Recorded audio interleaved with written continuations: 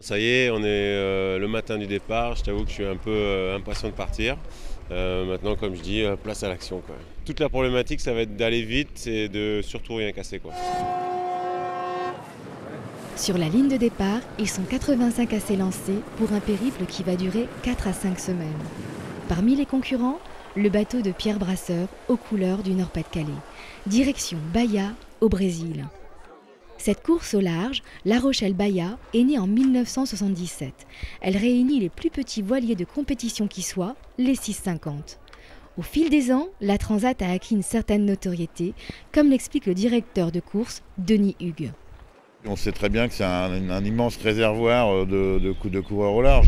Je vais pas les citer, mais comme nous sommes à La Rochelle au départ, on peut citer Isabelle Autissier par exemple, Yves Parlier, Michel Desjoyaux.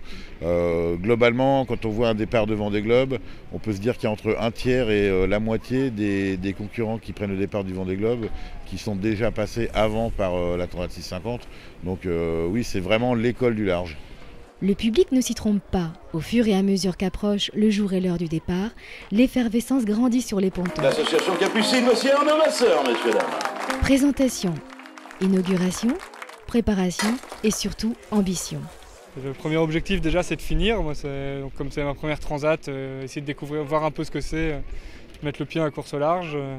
Et puis secondairement, faire rentrer dans le top 10 du classement série, ce serait super pour moi.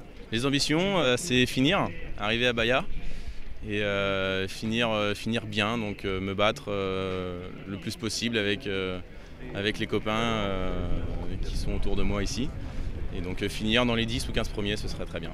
Il y a vraiment beaucoup de bateaux qui peuvent jouer devant, qui peuvent gagner. J'ai envie de naviguer devant, c'est sûr, mais je pense que je ne suis pas le seul à avoir la même idée.